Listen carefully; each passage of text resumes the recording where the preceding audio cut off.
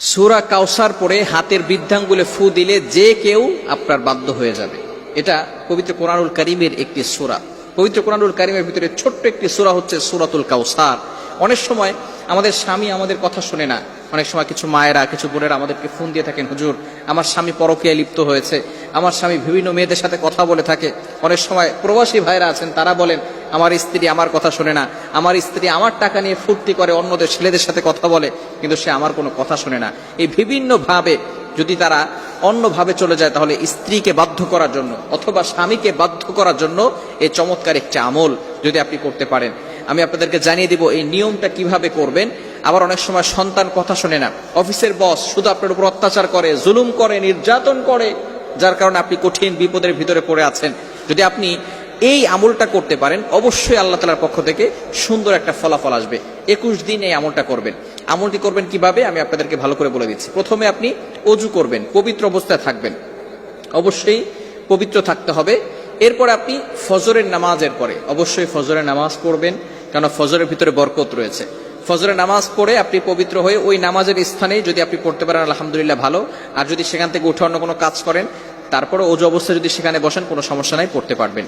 আপনি প্রথমে অজু করবেন, অজু অবস্থায় সেখানে বসবেন। বসার পরে একবার সূরা ফাতিহা পড়বেন, এরপরে 4 কুল পড়বেন, কুল ইয়া আইয়ুহাল কাফিরুন, কুল হুয়াল্লাহু আহাদ, কুল আউযু বিরাব্বিল ফালাক, কুল আউযু বিরাব্বিন নাস।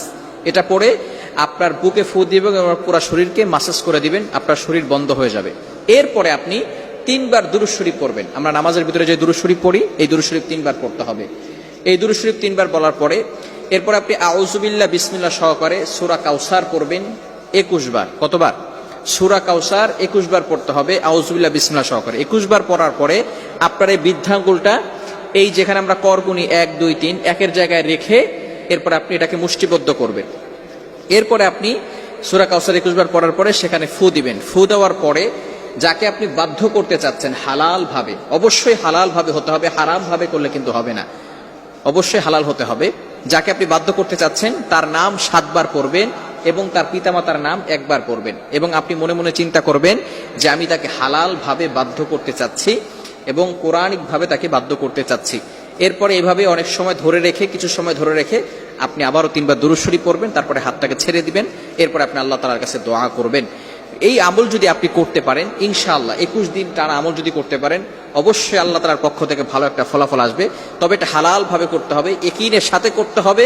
যদি কারো ইয়াকিন না থাকে, কোরআনের প্রতি যদি কারো বিশ্বাস না থাকে, তাহলে কিন্তু কঠিন মুসিবতের ভিতরে পড়ে যাবেন।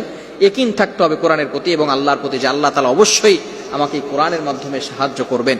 এবং হালাল পন্থা থাকতে হবে, হারাম কোনো কাজ করা যাবে না। বিশেষ করে ইয়াং পিপল যারা আছে, এটা শোনার পরে তারা একেবারে খুশিতে আত্মহারা হয়ে যাবে যে আমি আমার গার্লফ্রেন্ডকে এবার বিয়ে করার জন্য অথবা গার্লফ্রেন্ডকে পটানোর জন্য আমি পুরা ভালো একটা আমল পেয়ে গেছি। খবরদার, এটা করা যাবে না।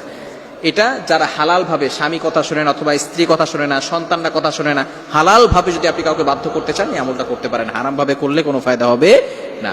আল্লাহ পাক রব্বুল আলামিন আমাদের সকলকে বুঝার তৌফিক দান করেন।